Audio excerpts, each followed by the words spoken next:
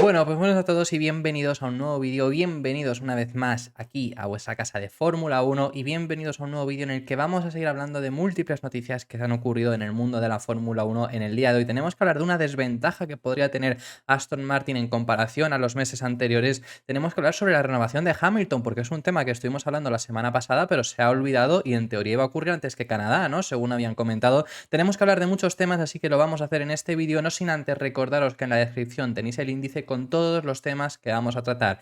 Dicho lo cual, vamos a comenzar por esa desventaja que os hemos dicho que a partir de ahora podría llegar a tener Aston Martin en comparación a esos meses anteriores. No es una desventaja en sí en comparación con Red Bull o una desventaja en comparación con Mercedes. Sí podría pasar a ser además una desventaja bastante grande en comparación con Ferrari, pero sobre todo es una desventaja en comparación a lo que tenían antes. ¿Y qué tenemos que hablar? Tenemos que hablar del reajuste de las horas de túnel de viento que va a ocurrir a finales de este mes. A partir del 1 de julio se reorganizan las horas de túnel de viento en función de cómo estaba el orden de la parrilla actualmente en el Mundial de Constructores. Es decir, lo que teníamos anteriormente, que sabemos que Aston Martin tenía una grandísima ventaja por haber quedado el año pasado séptimos en el Mundial de Constructores, desaparece y pasa a ser las horas de túnel de viento que tienen a partir de cómo está actualmente el orden en el Mundial de Constructores. Por lo tanto, ahora de la zona alta, Ferrari es quien más cuenta con esa ventaja. Aston Martin será el siguiente con más horas de túnel de viento, Mercedes el siguiente y luego ya está Red Bull, que obviamente sigue liderando y además tiene también que contar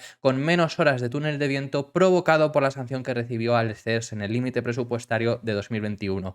Esto último no cambia, es decir, Red Bull sigue teniendo esa sanción. El puesto en el que estuvieran, independientemente de eso, iban a tener esa sanción, por lo tanto, ese 7% menos. Pero ¿cuáles son los porcentajes que ahora se quedan? Porque ya os habíamos dicho en muchas ocasiones que Aston Martin tenía una gran cantidad en comparación con Mercedes, en comparación con Ferrari, sobre todo en comparación con Red Bull. Llegaba a contar hasta casi con un 30% más que lo que tenía Mercedes o que lo que tenía Ferrari. Actualmente los porcentajes quedan tal que así como estáis viendo ahora mismo en pantalla. Cortesía del Rey Giri, que ha sido quien nos ha puesto en Twitter, ha puesto estos porcentajes, pero bueno, que son al final los oficiales. Simplemente lo he hecho por traeros esta fotografía. Y estos son los porcentajes que se quedan a partir de este 1 de julio. Es decir, ya está decidido. Estos son los porcentajes que se van a quedar debido a que no se va a correr antes de ese 1 de julio. No va a llegar a haber carrera y por lo tanto no se va a poder cambiar el orden del Mundial de Constructores. Así es como se queda y estos van a ser los porcentajes. Estas van a ser las horas de túnel de viento que van a tener todos los equipos desde aquí hasta final de temporada.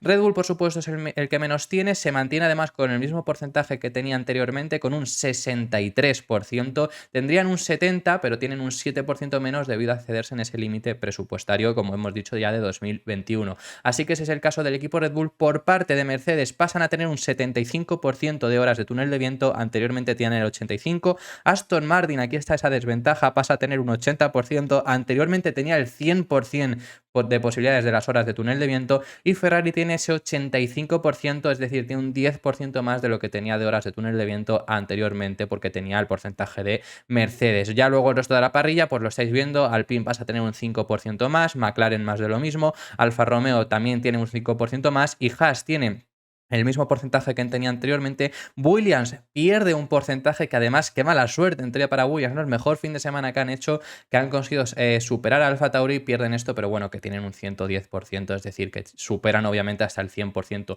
¿Cuánto supone el 100% de las horas de túnel de viento? Supone 400 horas de túnel de viento, 400 horas en las que pueden desarrollar aerodinámicamente el coche en lo que queda de temporada, que también esto significa las horas de túnel de viento que puedes seguir desarrollando ya no solo para el coche de este año, sino para el coche del año que viene. Aquí cuenta también eso, obviamente, porque al final los equipos también empiezan a desarrollar el coche ya de la temporada que viene. Es decir, ¿cuántas horas exactas tienen los equipos de la zona alta? Quizá lo queréis saber también, pues os lo vamos a contar. Exactamente, ¿no? Si Red Bull tiene un 63% de esas 40 horas, exactamente tiene 252 horas que pueden desarrollar el monoplaza en el túnel de viento. 252 Red Bull. Mercedes pasa a tener 300.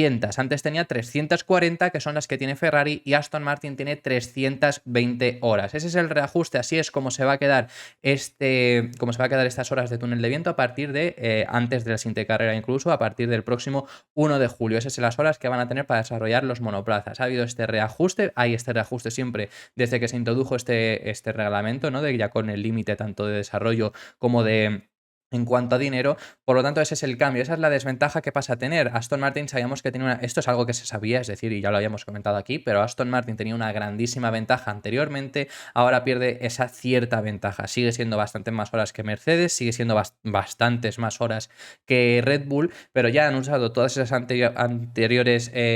esas anteriores horas, ahora tienen que usar estas. Independientemente... ya lo ha comentado Aston Martin, realmente creen que la ventaja que tenían en el túnel de viento cuando se va a notar es ahora. ¿Por qué? Porque ellos han estado todos estos meses desarrollando el AMR23 y ahora ya sabemos que ha sido el primer gran paquete de mejoras. Ahora empiezan a llegar esos resultados de haber estado haciendo desarrollos aerodinámicos. Es decir, pese a que ahora tengan menos ventaja, lo que os digo, al final esto, sobre todo estas horas ya te repercute para el próximo año porque a partir de ya más o menos se empiezan a centrar mucho más en la próxima temporada. Pero Aston Martin en sí, lo que ellos han estado comentando es que esperan que por Silverstone, el siguiente Gran Premio incluso, es cuando realmente se vaya a empezar a notar lo que han estado haciendo, el trabajo que han estado haciendo en ese túnel de viento. Eso es lo que salió de información además este último fin de semana y bueno, eso era importante de comentarlo, ese reajuste que tenemos en el túnel de viento. Pero bueno, aún así, Aston Martin por otro lado, los hemos comentado que tienen buenas sensaciones, ya lo hemos comentado en el canal, ¿no? Que tienen buenas sensaciones para siguientes carreras. Hay gente diciendo que las sensaciones desde dentro del equipo Aston Martin es que podrían estar compitiendo con Red Bull. Eso ya lo hemos tratado en este canal. Yo os he dejado la información, os lo tenemos en vídeos anteriores, os recomiendo que lo busquéis y de esa forma ya estáis, digo, enterados por lo menos por esa información. Tenemos que hablar aún así ahora mismo de las sensaciones que les ha transmitido el Aston Martin y sobre todo el objetivo que han traído con las nuevas mejoras que introdujeron en Canadá. Unas mejoras que ya sabemos, lo hemos comentado aquí, que es el primer gran paquete de mejoras que ha introducido el equipo Aston Martin. Ya lo hemos comentado y sobre todo estas mejoras fueron en el suelo del monoplaza, también trajeron diferentes mejoras en los pontones como pudimos ver, también hay que decirlo, los pontones estaban derivados de las mejoras en el suelo, es decir, sin las actualizaciones en el suelo, esos pontones nuevos no hubieran podido entrar, pero sobre todo, ¿cuál era el objetivo que tenía Aston Martin con las nuevas mejoras que introdujeron en Canadá? Pues sobre todo las nuevas mejoras que introdujeron en Canadá iban enfocadas en tener una carga aerodinámica más eficiente y todo eso con ayuda de además conseguir mayor eficiencia con el DRS, que sabemos que Aston Martin perdía bastante con el DRS, de esta forma intentar conseguir esa mayor eficiencia que parece que lo han conseguido porque Fernando Alonso consiguió adelantar con DRS a Lewis Hamilton y también lo que ha comentado es que pese a que no tuvieron las suficientes horas para comprobarlo, porque al final sabemos que perdimos los libres 1 y los libres 3 no recogieron datos exactos porque era bajo lluvia, pese a no tener tantas horas para haber podido comprobar estas mejoras que han introducido, lo que comentan es que sus sensaciones es que todo va correctamente, todo va según ellos pensaban que iba a ir, así que en ese sentido llevan buenas sensaciones. Todo esto nos lo ha comentado Tom McCulloch, director de rendimiento del equipo Aston Martin. Hablamos en muchas ocasiones de él porque sobre todo en base a cuando traen mejoras suele hablar y suele darnos estas valoraciones, ¿no? Y nos ha comentado eso, nos ha comentado los objetivos, nos ha comentado para qué lo querían introducir y nos ha comentado que por ahora creen que va bastante bien. Lo que dice textualmente es: cualquier actualización que se ponga en el monoplaza ahora se va a centrar en tener una carga aerodinámica más eficiente, así que también de esa forma podemos saber un poco las mejoras que van a introducir en Silverstone, que ya lo hemos comentado, el primer gran paquete de mejoras se venía en Canadá, el segundo en Silverstone, que es 2 carreras después, es decir, este fin de semana no tenemos Fórmula 1, la siguiente es Austria con formato al sprint, recordemos, esto ya lo iré recordando cuando se vaya acercando, y la siguiente es Silverstone, es un gran premio de casa también para el equipo Aston Martin, es muy importante y son esos 2 primeros gran paquetes de mejoras. Luego ya hemos dicho que carrera que tras carrera casi que van a traer pequeñas actualizaciones, pero es simplemente ir puliéndolo poquito a poquito, pero sobre todo esas 2 carreras es cuando traen grandes paquetes de mejoras, además de una final de temporada que nos ha especificado. Entonces podemos saber de esa forma un poco por dónde van a ir los tiros con estas mejoras que va a introducir Aston Martin en Silverstone. Dice, especialmente en las áreas donde tal vez no éramos tan fuertes antes, es lo que quieren mejorar. Esa ha sido una área de enfoque para nosotros, así que estamos trabajando en eso con cada mejora que traemos al monoplaza. Todo está relacionado con ayudar a la eficiencia del DRS cuando lo tenemos abierto. Así que sí, buscamos dar pasos adelante en eso y espero uno más. Eso es lo que ha comentado y os he dicho, realmente podríamos llegar a hablar de que sí que ha funcionado porque si miramos los adelantamientos que ha hecho Fernando Alonso esta temporada a equipos grandes, pocos han sido con DRS. Es decir, vamos a contar qué adelantamientos han sido con DRS Fernando Alonso, a como digo, a los Lewis Hamilton como adelantó en Canadá, ha llegado a adelantar en pista a Carlos Sainz, ha llegado a adelantar en pista a George Russell, obviamente a los Red Bull no les ha llegado a adelantar en pista porque con Red Bull eso no ha llegado a pasar esta temporada casi. Entonces, ¿a qué equipos o qué pilotos les ha adelantado con DRS? Pues podemos contar este último del Gran Premio de Canadá, pero si tenemos que remontarnos ya al Gran Premio de Bahrein para encontrar adelantamientos de Fernando Alonso con DRS. Es decir, en el Gran Premio de Bahrein consiguió adelantar a George Russell y a Carlos Sainz con DRS. En aquella carrera adelantó, por ejemplo, también a Lewis Hamilton y lo hizo sin DRS, que fue en aquella curva 10 espectacular aquel adelantamiento. En Arabia Saudí simplemente adelanta a Checo en la primera vuelta, luego al final recupera la posición Checo, pero no es adelantamiento con DRS. En el Gran Premio de Australia no llega a adelantar a nadie. En el Gran Premio de Azerbaiyán adelanta a ciertos pilotos, pero tampoco es contando con el DRS. Por ejemplo, uno que adelanta es Carlos Sainz y lo adelanta en la curva 5, si no recuerdo mal que era esa curva. Otro adelantamiento espectacular que hizo, además por la complejidad que tenía. Luego ya nos tenemos que ir hasta Miami, tampoco llega a adelantar a nadie. Nos pasamos ya al Gran Premio de España. Ahí no llega a adelantar a ninguno de los grandes, sí que adelanta a ciertos pilotos, a Tsunoda, a Ocon y a Wang Yuzu, y a todos los adelanta con DRS, pero estoy diciendo de la zona alta. Es decir, de la zona alta simplemente teníamos a Russell y a Sainz en el Gran Premio de Bahrein que los había adelantado con DRS. Ya el siguiente es Hamilton en Canadá, por lo tanto sí que parece que en ese sentido a lo mejor puedan haber llegado a funcionar. Más allá de ahí nos habla que no han podido comprobarlo de todas las formas, pero que en sí están contentos. Lo que dice es, teníamos un plan de pruebas bastante completo y lo pudimos llevar a cabo en los libres 2. Así que tenemos todos los datos que queríamos, así que pese a tener menos horas, en sí han recopilado todos los datos, lo cual es positivo.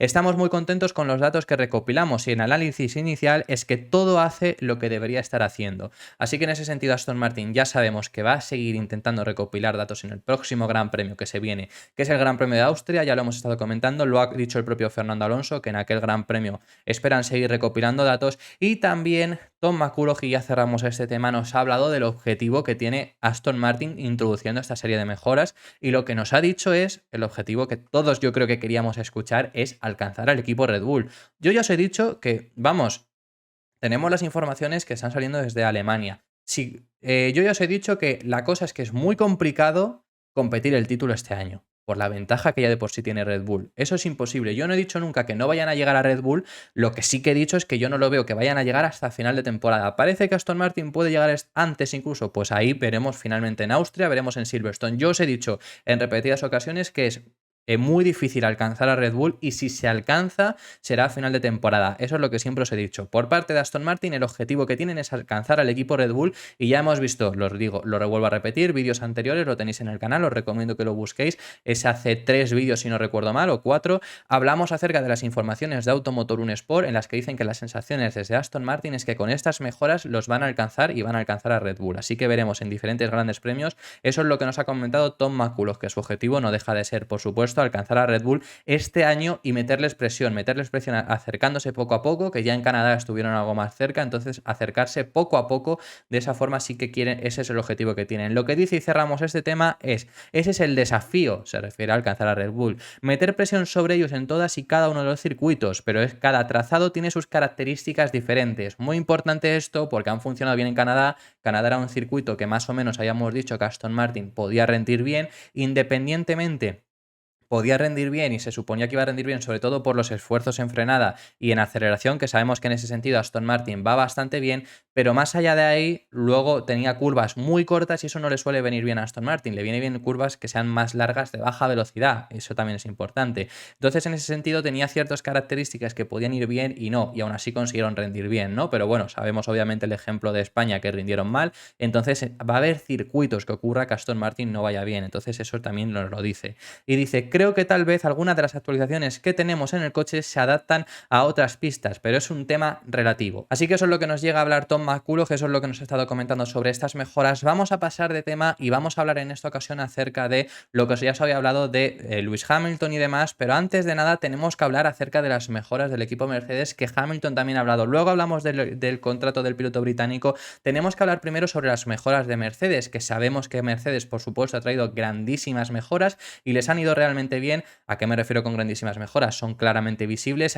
Mercedes ha introducido que ha cambiado prácticamente bueno, y sin el prácticamente, ha cambiado el concepto del monoplaza, han introducido pontones, se asemeja mucho más al equipo Red Bull. Ya hemos hablado en este canal acerca de esas mejoras y sobre todo lo que hemos dicho en varias ocasiones es que ya hemos dicho que el equipo Mercedes sobre todo ya no es lo que tienen ahora mismo, porque lo que tienen ahora mismo realmente no han dado un paso adelante enorme. Es decir, llevamos un buen fin de semana en Mónaco, aunque en Mónaco tuvieron menos ritmo que Ferrari y que Aston Martin. Lo único que acabaron por delante de Ferrari, pues por los problemas de Ferrari habituales que no vamos a contar, ¿no? Pero en clasificación y en carrera tuvieron menos ritmo. En España sí que tuvieron más ritmo y en Canadá realmente han rendido también bastante bien. Pero es decir, por ejemplo, tenemos Mónaco que no rindieron del todo bien. Básicamente, más o menos están en el mismo punto que siempre. Puede haber carreras donde estén delante. Hay gente que se ha olvidado de Australia. Australia, Mercedes es el segundo equipo también, claramente. Y tenían el antiguo concepto. Es decir, que más o menos dependiendo del circuito también tienen momentos donde rinden bien y momentos donde rinden mal, como es normal. Es decir, no han mejorado una barbaridad, no están al nivel de Red Bull. Lo bueno que tiene Mercedes con esas mejoras es que tienen más futuro. Eso es lo que tenemos que comentar sobre esas mejoras, ya lo hemos dicho en varias ocasiones. Y Hamilton lo que dice es que por lo menos en cuanto a sensaciones dentro del equipo, dentro del monoplaza, dentro del cockpit, no ha cambiado grandemente estas sensaciones. Y esto no es del todo bueno. Es decir, ¿por qué digo esto? Bueno, ya sí que hemos visto que obviamente Hamilton ha hablado en varias ocasiones de que estaba muy contento con estas mejoras, sobre todo por eso, por el futuro que tenían estas mejoras, ¿no? Que lo que podían seguir desarrollando este nuevo concepto, pero claro, no es del todo bueno que simplemente las sensaciones sean las mismas, porque Hamilton se ha estado quejando durante todo el año de las sensaciones, porque Russell ha hecho más o menos lo mismo. Entonces, si al final las sensaciones son exactamente iguales, lo que comenta, ahora lo leemos, es que sí que se siente un poco más de carga aerodinámica, siguen siendo malas sensaciones. Y eso mismo lo llega a decir Hamilton en sí, que todavía tienen que cambiar bastantes cosas para llegar a sentirse cómodos. Ya hemos visto en alguna ocasión también, ya lo hemos comentado, que donde se sientan los pilotos, el punto del cockpit está más adelantado en Mercedes. Eso ya lo hemos comentado en muchas ocasiones, ¿no? Que Mercedes, donde se sientan los pilotos, está más adelantado que el resto. Y esto es algo que a ninguno de los dos pilotos les gusta. Ya lo han atrasado lo máximo posible, pero no son capaces de atrasarlo más, salvo que tengan que cambiar mucha cosa y invertir mucho en ello. Invertir mucho en simplemente cambiar la posición del cockpit. Entonces, por eso Mercedes no lo va a hacer. Pero es una de las tantas que, por ejemplo, a lo mejor se sienten un poco más incómodos y Hamilton pide que lo cambie. Lo que ha dicho es, la verdad es que no se nota una gran diferencia con respecto al principio de la temporada. Hay algunos elementos del coche que se sienten diferentes y obviamente con la actualización, pero es simplemente tener un poco más de carga aerodinámica en el coche. Pero las características del coche son muy similares a las que teníamos a principios de año. Para el coche del año que viene hay que quitar muchas de estas cosas y cambiarlas seguro. Así que eso es lo que dice Hamilton, que ya vimos además a principio de temporada que estuvo muy cabreado con Mercedes, llegando a decir incluso que no me habían hecho caso y por eso estamos en el sitio en el que estamos. Eso lo llegó a decir Hamilton incluso hablando acerca del mal ritmo que tenía Mercedes en Bahrein y Arabia Saudí. Él lo llegó a comentar sobre todo en Bahrein. Arabia Saudí consiguieron mejorar un poco. Pero esas fueron sus palabras y eso es lo que llega a decir Lewis Hamilton. Pero ya, al meollo del asunto, lo que queríamos hablar sobre el piloto británico, sobre el 7 veces campeón del mundo, ¿qué ha pasado con la renovación de Hamilton? Porque estuvimos hablando de que en teoría desde Mercedes, lo había comentado Toto Wolff, que podía llegar antes de Canadá, ha pasado ya Canadá, estamos a miércoles y no ha llegado a anunciarse nada sobre Lewis Hamilton. Pues básicamente muy sencillo, esto lo ha comentado Hamilton, incluso lo llegó a comentar durante el Gran Premio de Canadá y lo que ha dicho es, por el momento no hay nada que comentar, mientras que por parte de Mercedes estaban diciendo que sí que ya estaba prácticamente firmado y era cuestión de días. En teoría las informaciones es que está muy avanzado, por supuesto, en teoría las informaciones es que está prácticamente finalizado y falta simplemente la firma. Mercedes creía que iba a ocurrir incluso antes de Canadá y por ahora eso no ha ocurrido. Eso es lo que ha comentado Hamilton, simplemente lo que ha dicho es, he visto a Toto muchas veces, tenemos una muy buena relación, pero no hay nada que comentar hasta el momento. Eso lo dijo cuando le preguntaron acerca de la renovación y ahí se cerró. No quiso hablar más acerca de esa renovación que se estaba hablando con el equipo Mercedes y que habló el propio Toto Wolff públicamente eso, diciendo que era cuestión de días, que estábamos hablando de que un anuncio en cuestión de días, no en cuestión de semanas.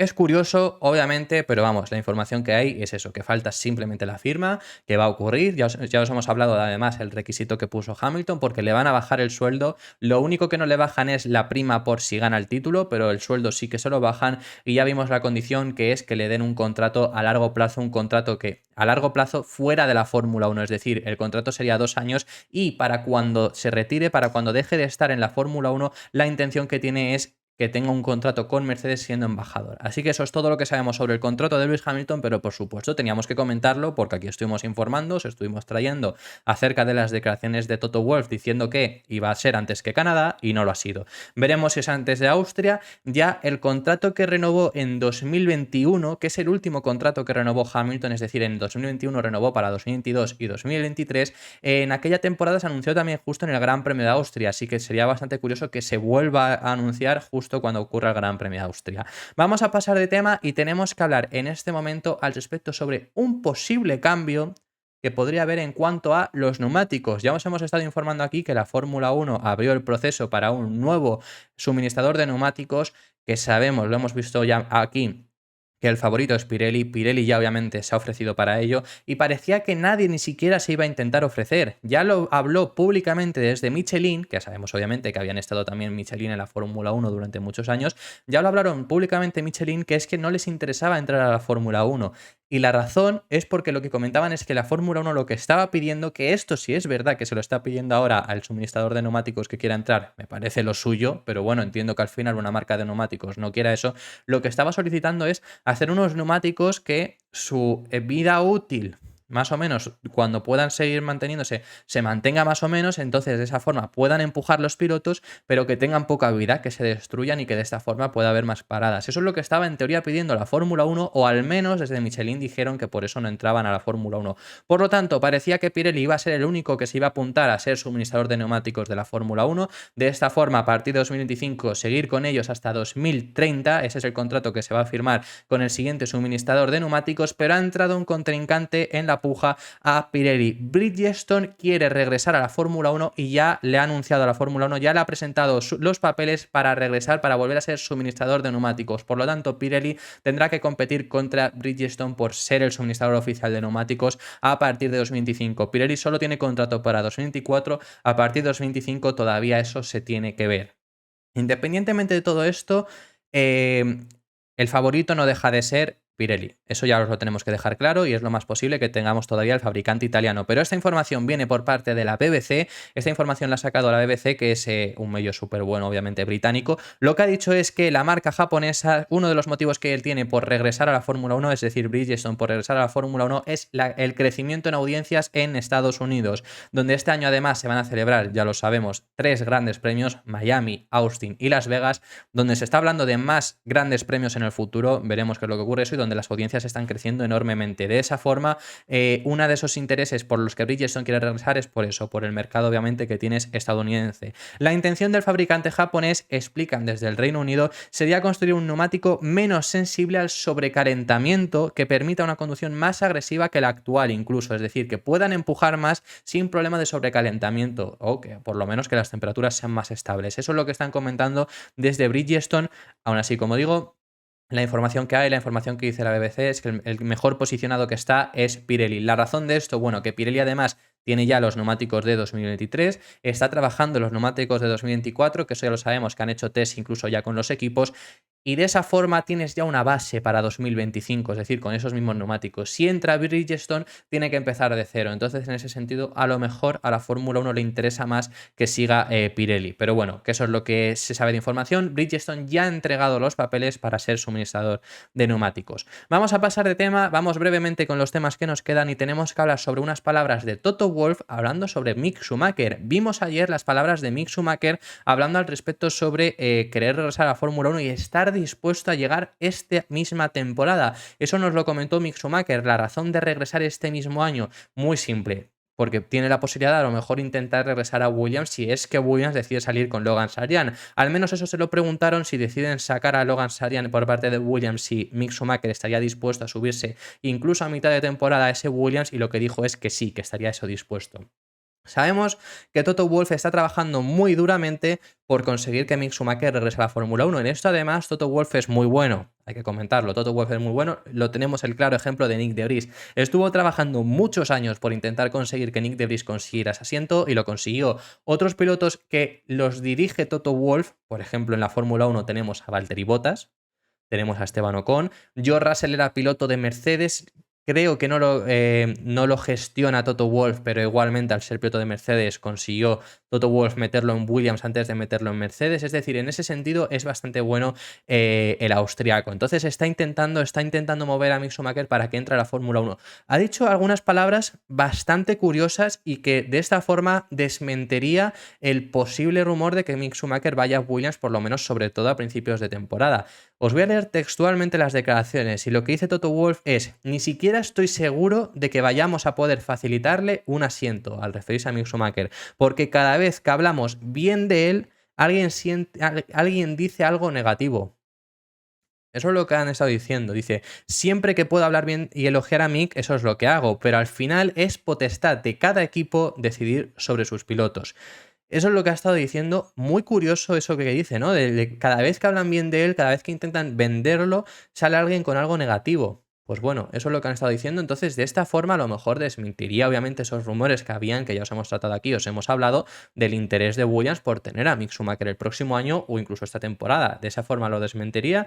Así que veremos qué es lo que pasa con Mick Schumacher. Pero además, estas palabras no les viene nada bien tampoco a Mick si quiere regresar a la Fórmula 1. ¿Por qué le va a venir bien que vaya diciendo Toto Wolff que cada vez que le intentan vender a otro equipo, cada vez que le intentan conseguir un asiento para otro equipo, ¿no? Que le intentas ahí, estás sacándole a otro equipo, estás intentando vender, ponerlo en buena forma, te llegan con algo negativo, tampoco es algo bueno para Mick Schumacher, pero bueno, eso es lo que dice ya luego esto último, obviamente, sí que es bueno. Lo que dice es, creo que los equipos se lo están perdiendo, para ser honestos. Creo que el año pasado se quemó. Necesitas dar y proporcionar un entorno que sea diferente a cada piloto, todos sus seres humanos, y quien lo coja tendrá un muy buen piloto. Así que ahí, en ese sentido, ya las últimas frases que dice, sí que es mejor, en ese sentido de que se están perdiendo algo, ¿no? Sí que yo creo que Mick Schumacher no es tan mal piloto como lo hemos visto a lo mejor estos 2 años o como se tiene la estigma ahora mismo de Mick Schumacher. Creo que realmente es buen piloto.